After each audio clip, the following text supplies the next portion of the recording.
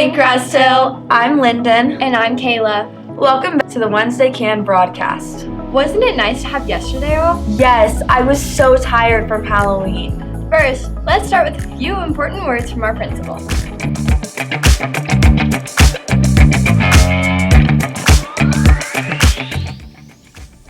Hey, good morning, Crest Hill. It is Mrs. Pappalardo here with the Principals. So I want to talk to you guys about an email that I got. We had our amazing Halloween hangout last week, and it was a lot of fun. So Mrs. Chambers and I were there, and just really happy to see as many of you come out as possible and have a really good time. I received an email though over the weekend from a community member who was super disappointed in the fact that there was trash all over the campus. And Mrs. Chambers and I even kind of talked a little bit about in the Commons how many of you, not all of you, but many of you felt like it was okay to just throw stuff on the floor even though that there were trash cans everywhere in the Commons. So I wanted to just talk a little bit about that because we talk about principals, and a lot of that is respect. So respect for a place, respect for people. So that would be respect for the neighborhood and wanting to make sure you get your trash and stuff in the trash can. Respect for your teachers and your administrators because, and our custodians who work really hard in this building to keep it clean for you guys and for all of us. And it's sort of a, I don't care about those people, I'm gonna throw my stuff on the floor because someone else is going to clean up after me. So that's very much a disrespectful kind of attitude. We had talked about citizenship before, and that's where you take care of things around you. And then just caring, not being caring of a place that's important, which is your school and the people in it. This email basically was just saying how disappointed they were that kids at Crest Hill don't understand the value in picking up trash and taking care of the school and the neighborhood. And that really, it made me sad because I don't think that's truly who you guys are. It's not what we want to convey to the broader community, that you guys are uncaring and will throw things on the ground and walk away without a question. So guys, what I'm asking you to do is please reflect on really taking care of our school, taking care of others, and always remembering that your actions and your choices reflect who you are, but it can also reflect we as a building and all of us in it. And that is not who I want people to think we are here at Crest Hill. It's not who we are. So in the lunchroom, we're going to be certainly, of course, holding you guys accountable to taking care of the lunchroom and picking up after yourselves. We have to battle with you guys a little bit about that too. So we're really kind of putting down the hammer. We need you guys to be responsible. It's important. It's something you need to learn now. So you guys step it up, please. Let's let the community at large really know who you guys are. And that is caring, responsible, kind, great kids. So let's do that. Hey Cougar Nation, this is Dr. Withy and Miss Stubinger coming at you live and uncut, ready to talk a little bit about our future Falcon Showcase. We absolutely love everything that you guys have been doing up until this point and can't wait for you guys to actually join us in person day in and day out as you explore your time through the Highlands Ranch High School.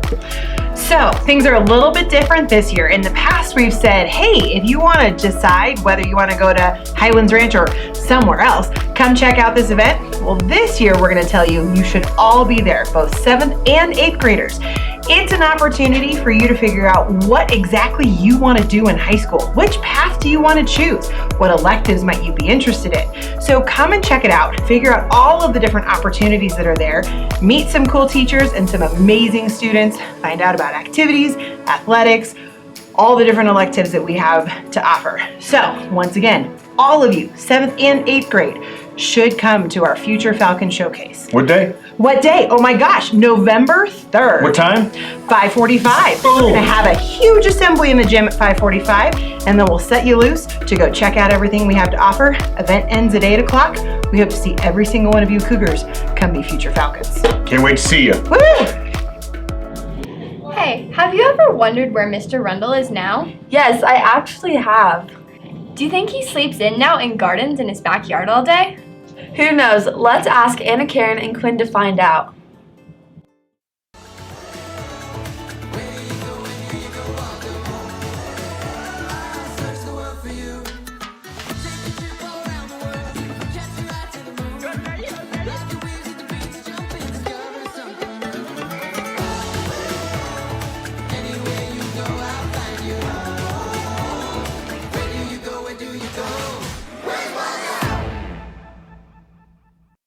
Tell me about what you're doing now after you left Crest Hill and now are in the district. Well, thanks, Quinn. I appreciate you asking, and I don't get an opportunity to wear a Where's Waldo costume very much. So first off, I just, people at Crest Hill who know me know that I like to wear costumes. So thank you for allowing me to dress up as Waldo. I'm going to take the hat off. I kind of like the glasses, though. They make me look smarter, don't you think? Yeah. I think your glasses make you look smarter too. So when I left Crest Hill, I took a new job down in Castle Rock at the District Administrative Building, and my new title is Chief Student Support Services Officer. Right, kind of a big title. What that basically means is I'm the person in the district who kind of oversees all of the important departments. I think it's the most important work in our district. The departments that support our students, that take care of our students, particularly our students that are the most vulnerable. So a lot of all of the mental health, psychologists, social workers, special education, nurses, which has been pretty busy with the COVID, of course, and those types of things, social emotional learning, things that I know at Crest Hill you guys talk a lot about. Those are the things that I'm overseeing now that I'm down at the district. I typically arrive at my office anywhere between 7 and 7:30, which is a big change for me because I'm used to getting to Crest Hill at about 6:30. So I get to sleep in just a little bit more now. And my day, for the most part, is I have 6 directors that work underneath me, and so a lot of times it's hearing reports on what's going on in our district in those areas and troubleshooting or finding out if there are things we need to be talking about. I spend quite a bit of time each day responding to emails from members of the community, a lot of our principals, a lot of teachers even. Just questions that people want to know or conversations people want information about. Sometimes that means I'm talking with lawyers about situations that we're trying to resolve for a family or for a situation. That's kind of that eats up most of the day. I also spend a lot of time, I don't like this very much, I spend a lot of time in meetings.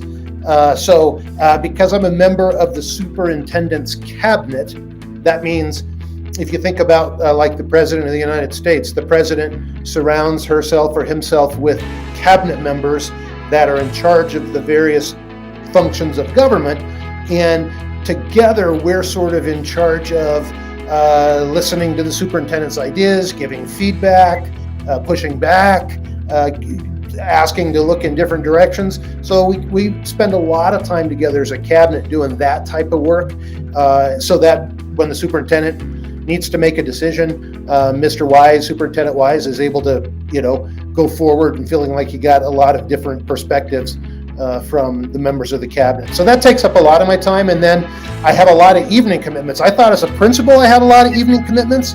I have a lot more evening commitments now because, for example, tonight I'll be going to the debate for our new Board of Education candidates. Tomorrow night I'll be at a Board of Education meeting until late. And then I'll do the same thing again Wednesday and Thursday with 2 more forums. And so The evenings are pretty busy. It's a lot of 14 and 17-hour days. What do you miss about Crest Hill? Oh my gosh, that's a great question. I miss everything about Crest Hill. What I miss most by far are the students. Quinn, just like our daily interactions, our daily personal jokes with each other, silly handshakes in the hallway, telling my stupid morning joke, getting to see the wonderful teachers at Crest Hill and watch the magic they do. That stuff I miss very, very much. And it's made adjusting to this new job very challenging because those are the things that kept me going, and I don't get a lot of that anymore. Favorite part about my new job is I feel like I get to be a part of a lot of really important conversations that are going to impact real life students. And I feel like I get a pretty direct voice into those decisions. Doesn't mean I always get my way. It doesn't mean my ideas are always used, but I really like the fact that I feel like I get to be a part of those conversations. I'm at the table, and that makes me feel hopeful because I hear a lot of great conversations happening about what we need to be doing better for our kids.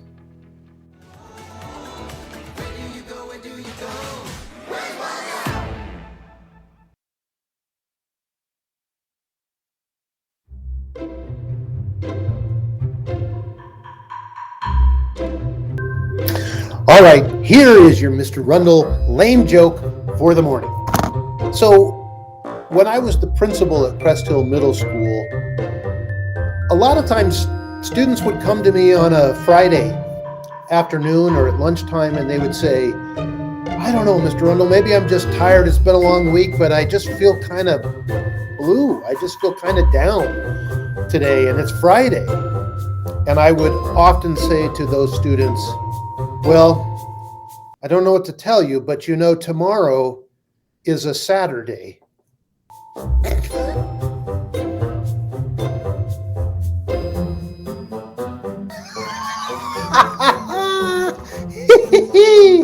A Saturday. This is Mr. Rundle saying, lots of people love you guys. Peace out.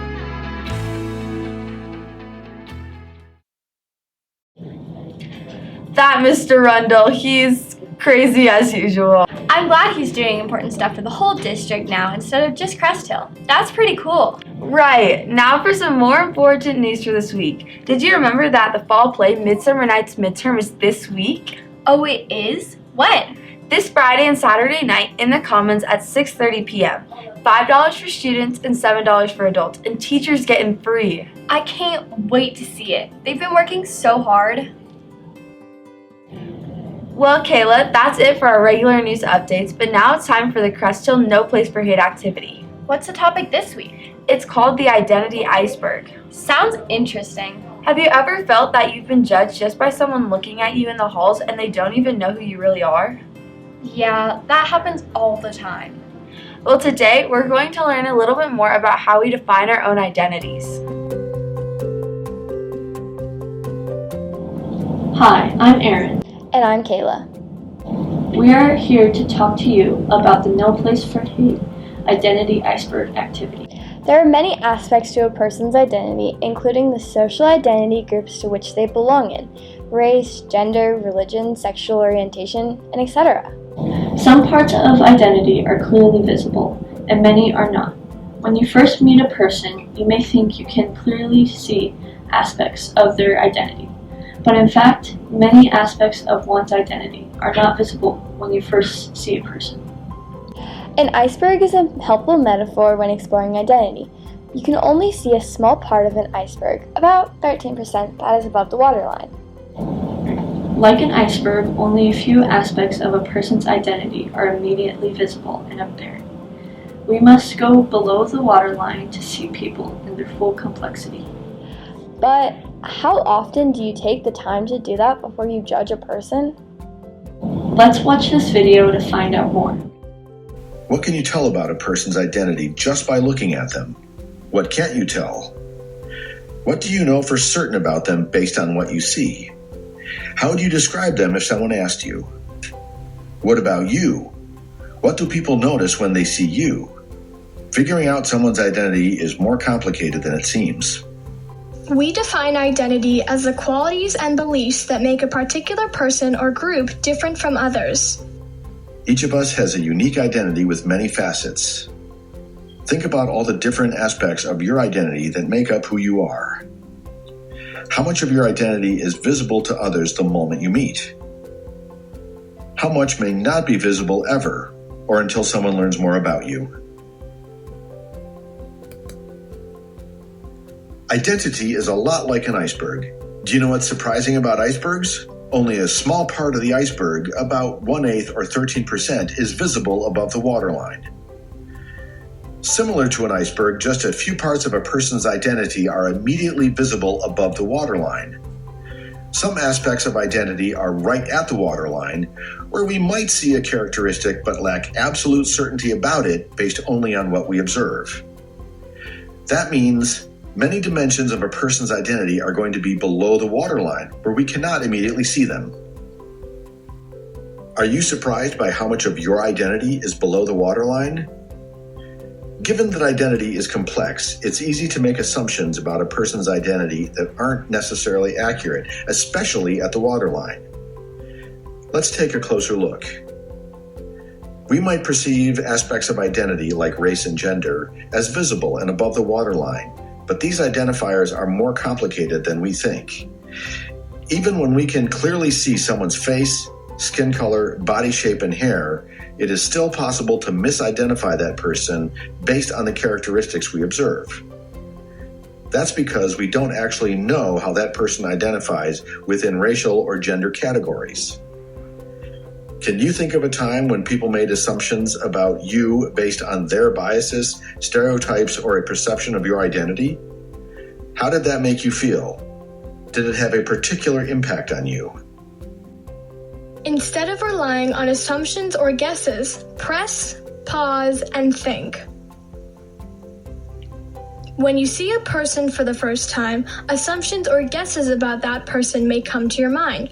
Before you act on those assumptions, press pause on your thoughts. Think, are you making a guess about the person based on how they look? Think, is there a stereotype about a group that is coming to your mind? A stereotype is the false idea that all members of a group are the same and think and behave in the same way. Think, you are just seeing this person for the first time. What do you really know about them? Get to know this new person by asking questions that allow them to tell you who they are, so you don't have to guess. Before we wrap up and share some additional resources, let's check your understanding of this lesson. Drag and drop the statement into the true or false bucket. You can tell a lot about someone's identity, such as their race, their gender, and religion, just from looking at them. True or false?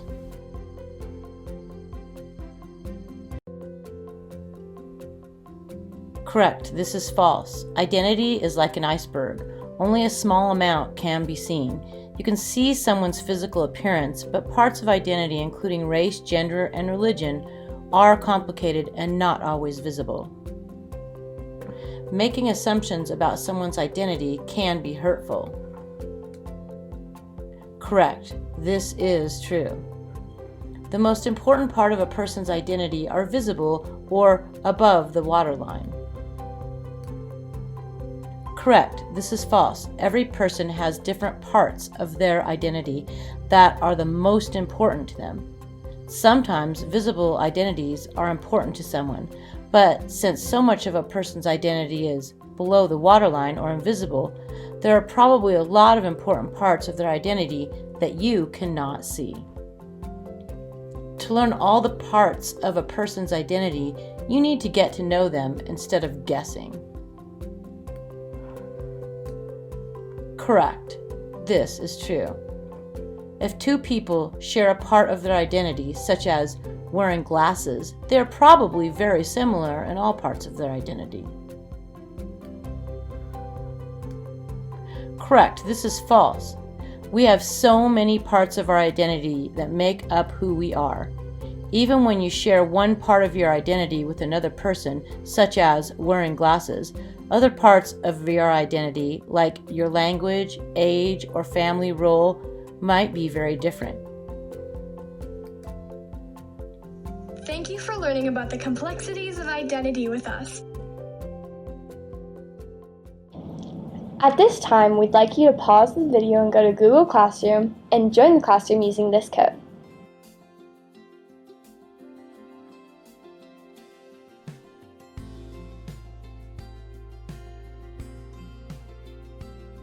Then complete Activity 1. Once everyone is done with the independent activity, the teacher will start the video again.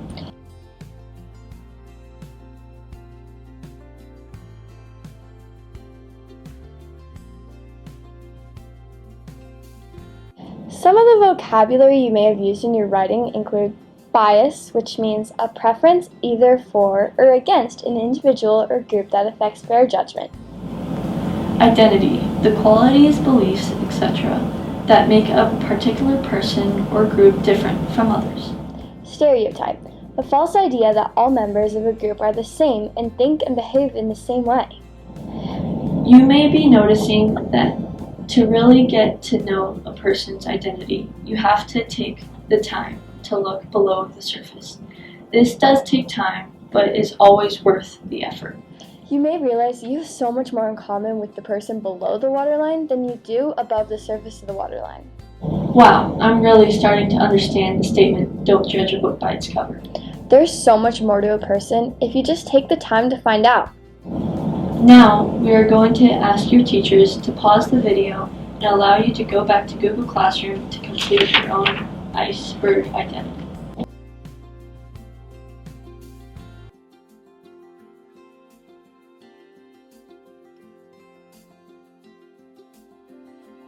Be sure to add your name at the top.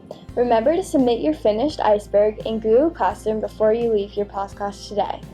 Teachers, we invite you to also complete your own identity iceberg to signify the importance of this activity to your class. Finally, when everyone completes their iceberg, the teacher will share one part from each level of his or her identity. Then, pair up with someone in the room that you don't know very well and continue to share at least one aspect of your identity for each level of the iceberg. Students must submit their worksheet before the end of class. Thank you all for participating.